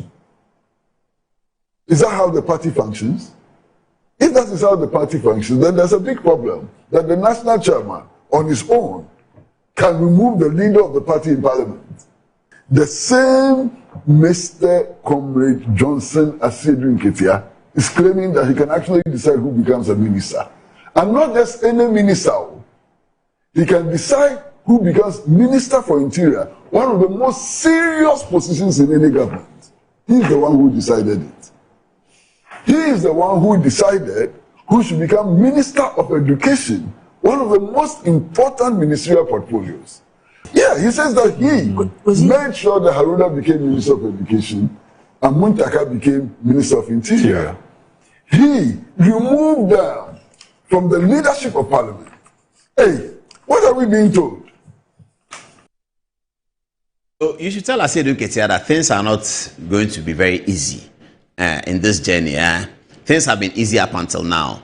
But the day you say you want to hold the highest office in the land, people are going to analyze. Let me just share a story with you, viewers. It may or may not apply to Ghana. I believe I read it in a book. Richard Nixon, I think I read it in Nixon's autobiography. Richard Nixon, the former American president, who was former American vice president, and who lost elections to John Kennedy, the famous election of 1960. You know, 1960 was the first time that the American presidential debate was televised live on television. And John F. Kennedy had made his early forte into the presidency from the side of the Democratic Party, the DNC. Now, the DNC had nominated John F. Kennedy as their president. When I say DNC, I mean the Democratic Party, the Clinton's party. DNC is the Democratic National Convention. That's how they refer to them in American politics. And they call the Republicans the GOP, the Grand Old Party. So when I say DNC, I just mean the Democratic Party. The DNC had nominated John F. Kennedy for presidential election. John F. Kennedy had come from a very powerful political family that influenced Washington big time, his father. So he became formidable, okay. But Nixon was more experienced. Nixon had been vice president to Eisenhower, and Nixon was very, very experienced. Nixon was running for office. Now, those who watched the debate on television all said that Kennedy had won. Those who saw the debate, who heard the debate on radio, all said Nixon had won. It meant that Nixon was stronger on policy and Kennedy was stronger in optics. That's really what politics is about. So when we are preparing political people for debate, and I've been doing that for a few election cycles now, the IEA debate have been part of preparing candidates. You want to know which candidates, you can guess. You can just guess and know. And when we are preparing candidates, we tell them that you are going to a presidential debate that's on television. The optics are as important as the detail. So be sure how you look when you are taking water and all of that. Do you know why? Because theorists in Harvard found out that, please, this is not part of this Asiedu Nketia story, please watch it. Theorists in Harvard found out that when a voter goes to the poll to vote, when I enter the poll to vote and I take the ballot for the presidential ballot, not the parliamentary one in Ghana, the presidential one. And this applies only to the presidential one. When I take the ballot for a presidential ballot and I take it and I'm going to thumbprint, one last thing runs through my mind. It runs through the mind of every voter. They say that what runs through my mind is that I check whether the person I'm voting for looks like president, whether the optics of him looks like president. It is from this theory that you will notice that the photograph that goes on the ballot, most presidential candidates will like to look presidential. That's a photograph that everyone puts on the ballot. Nobody goes on the ballot and puts a photograph that he is wearing Asiedu Nketiah's coach jersey and holding football. And no. Everyone goes to the ballot with a photograph that is well done. These days, technology can make, if you put my photograph there and you tell AI, Claude, that make this photograph more presidential, he will do it. And then you see that my ears will come out small, the hair will go and something, my tie will become something. Presidential Paul Adumochi. The non-presidential Paul Adumochi is a different photograph. So people look at the person before they decide to elect president. So for young people who want to be president, one has to begin to build a profile of executive appearance. It's important. You also have to do the rest, but that's very important. And that's what affected, that's what went for John F. Kennedy. When they looked at him, they felt that he looked more presidential than the former vice president. Eventually, Nixon won, of course, but Nixon had his problems with Watergate. The only American president since the Second World War to have been fully impeached and left the White House in disgrace was Richard Nixon, but he was one of the greatest presidents of the United States. So that may be what is happening to Johnson Asiedu Nketiah. People are thinking, does Asiedu Nketiah fit the bill of the appearance of a president of Ghana? My answer is, whether you like it or not, he will win the NDC race. He will win it. Whether you think he looks like president or not, keep it to yourself. We'll talk about that later. So please, that's just another video gone there. It's 20 minutes to the top of the hour. Kwesi Pratt's story is done. So we are done with two stories. Let's go to their social media and listen to what they are saying before I come and descend on Frank Amoako-Hene and the kinds of things that he's doing, which is so low. So low. Okay, what are people saying? You're on. What are people saying? Thank you very much, Paul. Starting off strong with Daniel Appiah. He says, Apostle Paul, I pray that we get more credible journalists like you in Ghana. You have done well in holding Tyria accountable and exposing the shortcomings in his arguments. Keep up the good work. Shiftman Osei says, Paul, sometimes these NDC characters deliberately come at you so you can educate them. The embarrassment surrounding the NDC keeps escalating, and I am happy that Ghanaians are beginning to see and feel it. In Good Evening Ghana We Trust. Sasu Dankwa says, I love you, Apostle Paul. You are simply irrepressible in what you do. This is a great work. Credibility intact. Isaac Owusu-Boateng says, hello, Apostle Paul. Concerning the Ashanti Regional Minister, the government introduced a code of ethics, yet ministers and appointees continue to misbehave in various ways. Ghanaians are watching closely. The minister is guilty of violating the very code of ethics that the government established. And finally, from Theophilus Obeng, he said, good evening, Apostle Paul.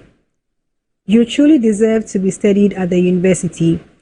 You have a remarkable ability to make complex issues simple for the ordinary Ghanaian to understand. Thank you for educating us, the Gen Z generation, on what's really happened on June 4th. Never again should we glorify June 4th as a public holiday. He rests his case. Over to you, Anziba. Thank you very much.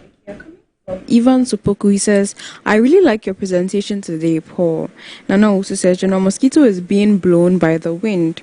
What was the importance of today's celebration? I think the Gen Z needs to be reminded about the brutal history of the revolution. Nana Adriman says, good illustration, Apostle Paul. Kofi Owusu-Mensah says, this Peter Tyria guy should come out and render an apology to all and sundry for deceiving them. Max Berry says, wake up, wake up, wake up. Pedri Koroma says, is Paul running commentary? Abdul Aziz says, Mr. Paul keeps doing a great job. In fact, your reward is in heaven. Nana Maichan says, Mr. Paul, you are doing a great job. Alena Mwako says, good evening, Paul. Is there a chance to educate the general public about the relevance of June 4th and Ghana's constitution? Many thanks. Bernard Danso says, Ifya Pokia shouldn't be worried because that's what happens when an inexperienced young man who hasn't held any public office in politics before before is given a ministerial position in a big region like Otumfuo Saitutu II's region. All of a sudden, just a year and a half in office, he has gotten enough money to fly his wife in business class to the USA just to deliver his child so he can have an automatic green card.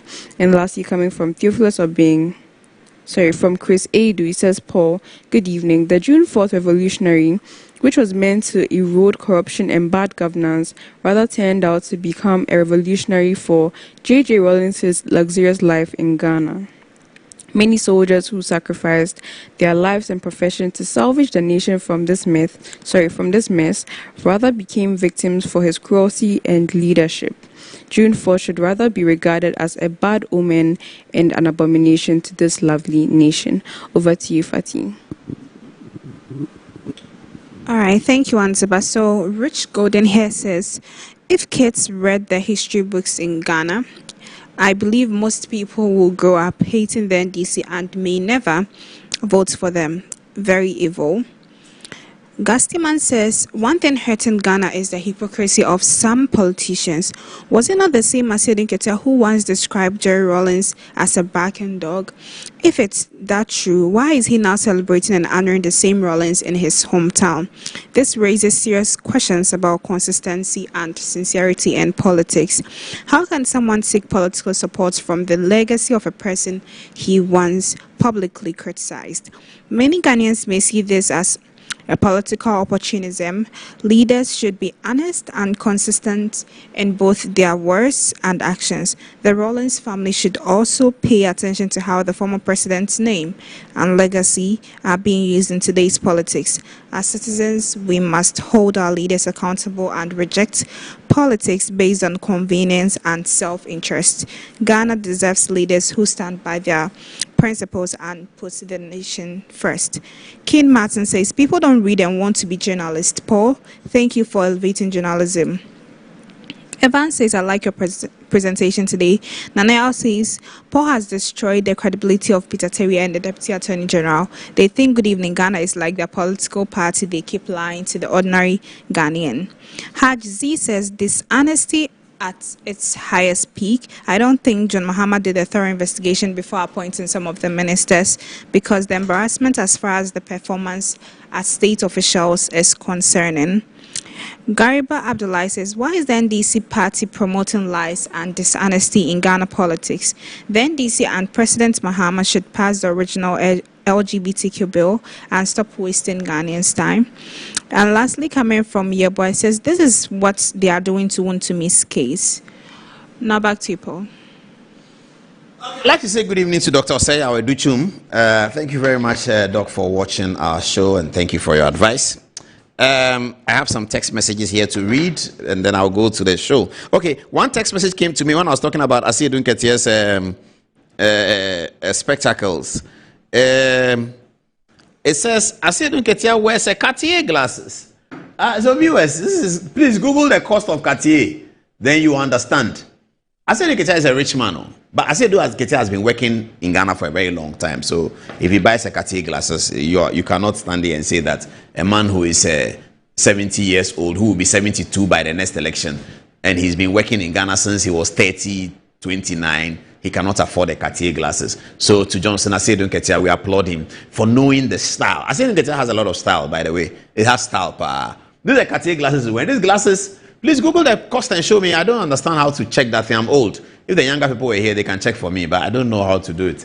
Please, you guys check. How much is Cartier glasses? This one, bring me the bill. $23,000. Let's put it there. But Aseedun Ketia deserves it. I'm not in any way suggesting that he's corrupt. No, he's not. In fact, I'm saying he's not corrupt. This guy has been working in Ghana for that long. I used to live with him in Sakumono. I know him. He's not corrupt. But he's expensive. You know, he's expensive. And he's a rich man. He's very, very rich. He's not a poor man at all. He's very rich. So Food Soldiers, if you go to his house and he's laughing and regaling you with jokes and pretending that he can't give you transport, he can. All of you can get 5,000. How many of you go there every morning? If you are, say, 50, Aseedun Ketia can give everybody 3,500 on a daily basis. Is not a problem for him. He has about $25 million for the campaign. So please, Food Soldiers, he will not be happy with me that I said this, but in our private meetings when we are working on the campaign, I'm working on the campaign. You can believe it or not, I don't care.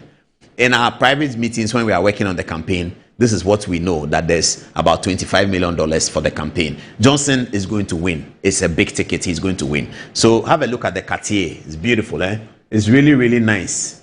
It's really, really good. Yeah. That's Johnson Asiedun Cartier. That's the Cartier he's wearing. My goodness. Hallelujah be to the resurrected Lord. Okay, let's get on with it. What's my next story, though? It's 10 minutes at the top of the hour. It's about the regional minister. Viewers, sometimes when we come here, we do politics. Okay, somebody has sent me a first cost. The Cartier is showing about 12,000 United States dollars. Why can't Asiedun Cartier afford a 12,000 United States dollars Cartier? He's done work. So I usually will not use this photograph of Frank Amoako-Hene because it's not complimentary. And those who have been watching me know that I never use this photograph. Here in Good Evening Ghana, if you watch the photograph we use, it's part of our rules that we don't use photographs that are not complimentary of even people that we want to say something negative about. We never do that. This is the first time I'm doing that because I don't think this guy deserves any more curtsies. He doesn't. He doesn't deserve any more curtsies. This guy is a rogue. He doesn't deserve any more curtsies. What is this? Viewers, did you see what happened? He's in a Facebook exchange, like happens all the, like I'm in an exchange with Peter Terria. He's in a Facebook exchange with somebody, which happens all the time, which we need. We need that for the democracy to be stronger. The younger people call it violence, and they spell it V-A-W-U-L-E-N-S.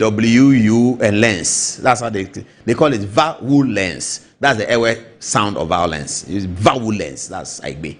Those of us from the local person, that's how we say it. Violence. So that's how the young people say it. And so it's okay. But when people take it to a certain level, and I like the Ghanaian social media, once you take the violence, political violence to a certain level, everybody comes at you. This guy is having exchange of words with a lady in MPP, the Venerable Akosua Menu, you know her, MPP parliamentary candidate for Adenta constituency in 2024. Very hard-working woman. She comes on Good Evening Ghana sometimes, a mother, everything. Good Morning Ghana sometimes, I should say. Now, he's having exchange with, what's the time now? 10:52, I hope I can say this is late. I wanted to say it when under 18s have gone to bed for school. Do you know what he said to her?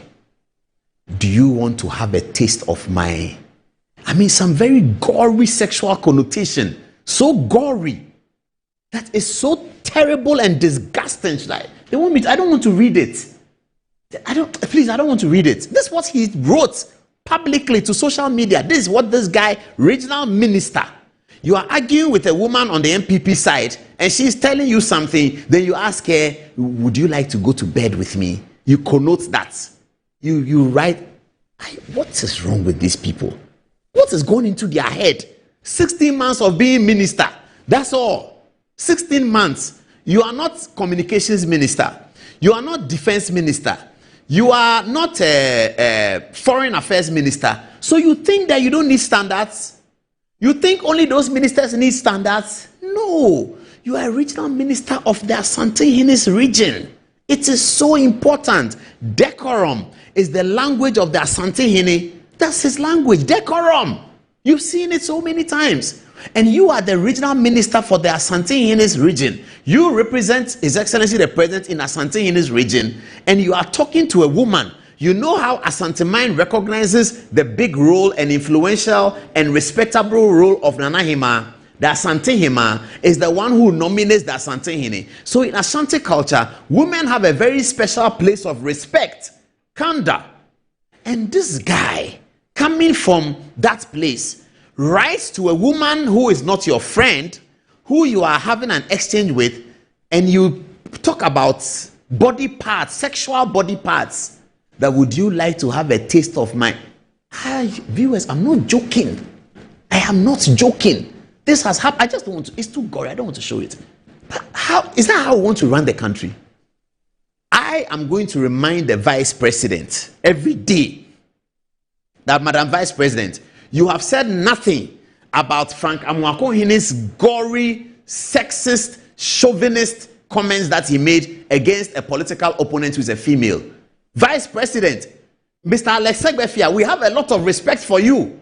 Mr. Ofosuan Pofu, we have a lot of respect for you. Those of you in the vice president's office, if this thing goes unsaid, we will come after you because you are in power. We are not in power. You are in power. And you need to give the Ghanaian youth the standards. Look at how beautifully the vice president is working so far. And the vice president has seen this and will say nothing about it. Amma Kwesi Pratt, you are the spokesperson of the vice president. I will mention your name every day if we do not see anything from you. Because you, Amma Kwesi Pratt, I, Paul Adomoche, will protect you every day. And I do it because of your venerable father, whom I know, who is my teacher, he's my man, and I'll protect you. And Amma Kwesi Pratt, when I watch you, it's obvious that you have been well brought up. It is very obvious that Amma Pratt has been very well brought up. You can tell. Amma Pratt, you are sitting in the vice president's office. This man, I was going to call him some name, but it's okay. This man here writes those things on social media asking her that, do you want to have intercourse with me, in a political banter. Amma Kwesi Pratt, you say nothing about this, you will have a lot of questions to answer with us. Amma Kwesi Pratt. Now let me come to the office of the president. Joyce Bauer Motgari, I'm going to put your pictures here. Every program I'll remind you between now and the election. Joyce Bauer Motgari, you say nothing about this and let it go. I am coming after you. My dear friend, what's her name? The one I like arguing with. She's a very clever woman. Beatrice Annan. Beatrice Annan, you are in the office of the president as a senior presidential staffer. You have heard that this man in a political banter is asking Akosua Menu that, do you want to have sex with me? This is what he's saying. That's how you people have pampered him. He's going into his head. And he thinks he's somebody because he's 36 and he has government appointment. He feels in his head that he's somebody. And so he's towering above everybody. And he's talking, spewing rubbish like that. And all the women are going to keep quiet because he's a political NDC person. We will not keep quiet. And every day your pictures will be here. All of you, your pictures will be here. And about 500,000 people will see. You know that. When we put it at 500, more than 500,000 people will see it. About 500,000 people will see it. Your pictures will be here. All of you. Those women who have heard this dastardly comment, I'm not sure that Kwesi Pratt Jr. will tolerate such a comment under any circumstance.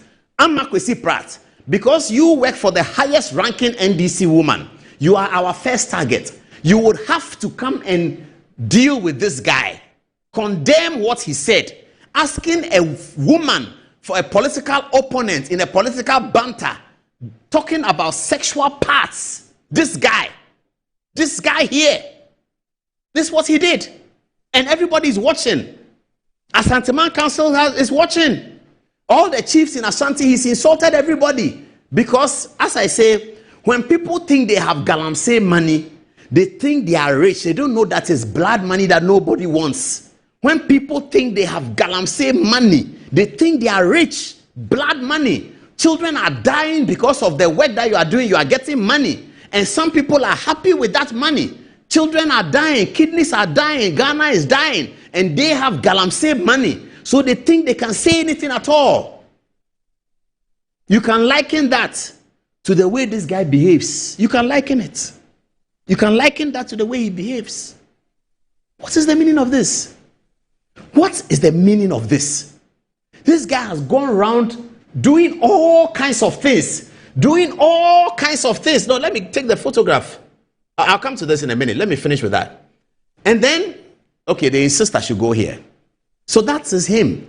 Now, guess what? No, this guy is okay. I'm done with him. You bring back his other issue. He also doesn't have political maturity. He doesn't have it. And this is for NDC people. If I were NDC, I'll be querying him that, hey, chief, you don't seem to have political maturity. Eh? We are in government. And then you fly to America with your wife, who is a public servant. Both of you work in the same hospital. You are a regional minister. Your responsibility is to make sure that the hospital works. Sami Okujeto Ablakwa sat on TV and said that he will resign from a government if presidential jet is used to fly people abroad. God being so good, God has a sense of humor. At the time they became president, they have had more people flown abroad than the entire 8 years of Akufo-Addo's government. The entire 8 years of Akufo-Addo's government, the 16 months of NDC government has had more people flown abroad. Malik Basantale is one of them. Flown abroad for medical treatment. Ablakwa is sitting there. He hasn't resigned. He shouted on top of the roof that he's going to resign. In 18 months, God has proved him something. More of your people have gone abroad on taxpayers' money to go and look after themselves. We have no problems with that. We wish them well. We wish them speedy recovery. But they didn't wish our people speedy recovery. They wish our people death. People sat on radio and said, when the plane takes, Akufo-Addo must die. People went on demonstration and said, God should kill Akufo-Addo. We didn't say anything. Some people were sick. They were flown abroad. Hey, a black one comes on radio. They should die. Why are they flying abroad? In his government, many have flown abroad for medical treatment. Malik Basantale is one of them. He's one of them. Malik Basantale, he's one of them. This guy comes to show off 36-year-old regional minister whose salary, I want the photograph with the baby, whose salary is not a salary that could have taken him to America. He comes to show that as regional minister, who was also a doctor in the hospital, whose wife is a nurse I don't know why doctors they like marrying nurse like that, but anyway, whose wife is a nurse in the hospital. Both of them have traveled abroad, spending nearly $40,000. Amwakohine, this guy, he should be investigated. He should be investigated. He puts it up. Meanwhile, congratulations to my lovely wife for blessing our family with a bouncing baby boy. We are deeply grateful to God for his precious gift and the joy he has brought into our lives. He puts up the photograph and he is in America. He's in the America there. His wife was flown to America to have a baby. Me and you, can our wife fly to America to have a baby when we are not government officials? Why is he able to do that and we are not able to do that? He's able to do that because a government official, he has access to money and he decides what he does with the money. When 2029 comes, Iyoko will have a lot of work to do. Iyoko will have a lot of work to do. Frank Amwakohene is able to pay 40 to 50,000 United States dollars to fly his wife to America and have a baby there and also tell us. He doesn't keep quiet about it. That's why I'm saying that if I were the NDC regional chairman, I'll call him and say, hey, you can't do that. You are in government. You can't do that. But he doesn't even know that. Or he doesn't care. He doesn't care that he has to protect the image of John Dramani Mahama, who has had confidence in him. He doesn't care that he has to protect the image of Professor Jenano Pukwajiman, who has had confidence in him. He doesn't care. He doesn't care that he has to protect the image of Speaker Ahiafo, Chairman of Parliament Appointments Committee, who has guided him through a vetting and has showed confidence in him. He doesn't care that he has to protect the image of the chiefs in Asanteman, who have all showed confidence in him. He doesn't care that he has to protect these people. He sits in America and he publishes it. I'm in America. I want to have a child and I can do it. I pay for you. Don't know you're a public servant. You take taxpayers' money and go to America to go and have a baby. And you are telling us, the taxpayer who is paying, who cannot afford to go to America, I have not had any child delivered in America, delivered in London, delivered in anywhere. My children, they are born at 37. You know 37. That's how we say it in Ghana. 37. 37, they are there. Me, I was born at 37. My children, 37. No problem about that. They are grown, they are beautiful. They speak a lot of nice tree, nice akrapim, nice English. One of them even speaks French. They are doing well. 37 born, they didn't change anything. So there's no problem with born at 37. He wants to show off. The other day, somebody was saying when he was in Paris that, this guy, has he not traveled to Europe before? Because the things he was doing on the video in Paris, you will wonder whether he hasn't gone to Europe before. Then he sits in plane, then he'll take picture, he's sitting in business class. What is that for? Why haven't you traveled business class in your private life? You have to become government before you travel in business class. You have to become government before you go to Paris. And he's sitting in Paris with some pigeons. I think he doesn't know the culture of Paris. Some pigeons, and he's taking video. Everything is video. He thinks he's in 2024. He's too happy with himself. And he's so rude and disrespectful. And this is what he's done. He's taking his wife abroad. Go and pay $40,000 to have a baby.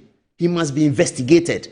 And for the women who are looking at that his evil comment against Akosua Menu as nothing, I am coming after you. Program. But in fact, I'll call all of you and I'll show the text on TV. All of you have your numbers. Beatrice, I'll text you tomorrow that, hey, you have to say something about it. I'm Akwesi Pratt. I'll text you tomorrow. Joyce Bauer Modgari, I'll text you tomorrow. Is there any senior woman who is a minister? Hey, Marietta. Yes, Marietta used to be a member of FIDA. She was former Attorney General, Betty Modi Drisu. All of you must speak to this guy. He's a rogue. And he's destroying your government. He's destroying your government. Amakohene is destroying the government. Oh, producer, you should have brought the rough video. Then we end with that. Oh my goodness. If you can find it very quickly for me. The rough video. Rough is in Kumasi telling you Kumasi is dirty. Then you are happy telling us that you traveled abroad. You use the taxpayers' money. You are a regional minister and you traveled abroad. Really? You are taunting us that we cannot travel abroad to have a baby. You taking the taxpayers' money, 36 years old. You take the taxpayers' money, travel abroad to go and have your children. I don't know whether that's the first child or second child. People are telling me that's not the first child. If that's not the first child, then the case is worse. Did you have the first child in America? Did you? My goodness. This is crazy. I'm just happy that some of us are around. Who was going to talk about this? All the media are quiet. Everybody is quiet because, as they keep saying, they have paid all of us.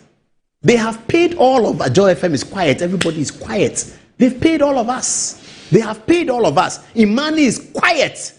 All the nonsense that is happening with money, Imani is quiet. Because they say they have paid all of us. They've paid everybody. You think that is sustainable? That's not sustainable. Because governance, it has a moral requirement.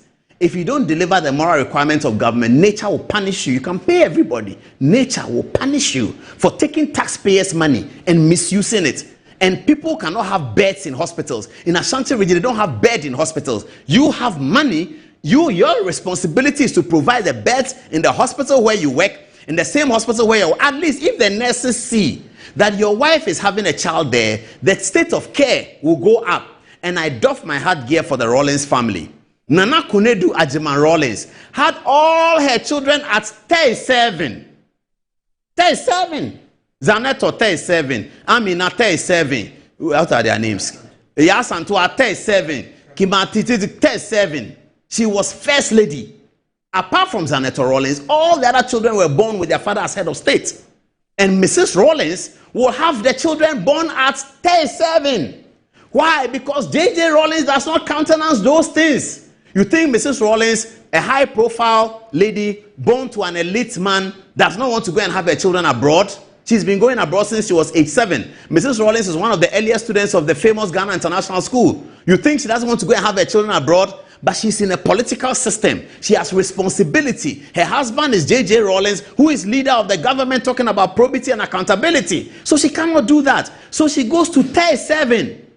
And that would have helped the nurses in Konfanochi to know that let us raise the standard of the maternity, because Dr. Franka Makuni, the regional minister's wife, is having a child. And out of the regional minister's wife having a child, the care that will be taken, that care can become the standard of the Konfanochi Teaching Hospital. This is what Franka Makuni should have given to Ghanaians, but this is what he has robbed Ghanaians of. He's a thief, because he has robbed Ghanaians of a better standard by using the politics to be able to show something. Those days when Rawlings sent water to villages, he'll go there 3 months later and say, give me water. Then they go and bring him some water in some chilled glass. Say, no, the water that I came to commission, give me some to drink. Then they will walk there. Then he says, is that the water I came to commission? You know Rawlings already, he gets angry, he blasts people, he slaps 1 or 2 people. So now when he commissions water, he says, Charlie, no more buy. That is governance. That's how you give to the people. You use your position to help. You don't use your position to rob. And Makoine is robbing Ghanaians by taking his wife to America to go and have a child in America, so that the child will have American passport, and we are Ghanaians, we hold a green passport. I have taken visa, sir. I've been in visa queue, sir. Denmark, this, that. Then recently I went to American embassy with my children. Everybody was looking at us and they were talking. And she asked me, Daddy, how should I answer this question? I said, answer it yourself. And everybody was happy. We all had a nice time. All the people came, we spoke, they asked their names, they told them. It was nice. We don't have American passport. What are we doing with America? Are we Americans? Are we Americans? More so somebody who is a government official. You have become a government official and you are creating American citizenship for your children deliberately using taxpayers' money. That's the worst of it. You, Franka Mwakuhini, when did you come? 36-year-old boy. Who are you? What have you achieved in your life for Ghana? What have you done for Ghana? What have you achieved for Ghana? Zero. Nothing. Apart from shouting on the streets to get NDC in power. You achieved nothing for Ghana. Look at him. And then you are also sexist. You are telling a woman that should she come and have sex with you? This guy. My goodness, this is serious. This is utterly serious. We'll deal with it. Sorry, today's program has been very hot. My boss, chairman, is writing to me. He says, Massa, now cry bread. I love Zoom Lion. Is there now cry bread and bread? Look at what Ralph said about Amakuni. Look at it. Look at Ralph. Marcia. Skidita market in any and one won't have. I get just 1 hour. No business in the start you. I have to put on. Why? Yabupo Damana, the second largest capital city. Wait. They assigned the account kingdom. Wait, kingdom. There is a Baku Ponso. Yet, I'm Wakuhine, honorable, your dear, honorable. Yabakumas and Onyashi, light and so. Street light, 1 year. Look at this. Where in the world did you travel, baby? Who posted you take a picture? Now, you say, and him for the lighting. Let's stop this. Let's stop this. Let's serve the people. Let's stop playing mind games. The people deserve leadership. Shahaf, these are all employment. Charlie, my boys, and girls, and goofy. Look at this.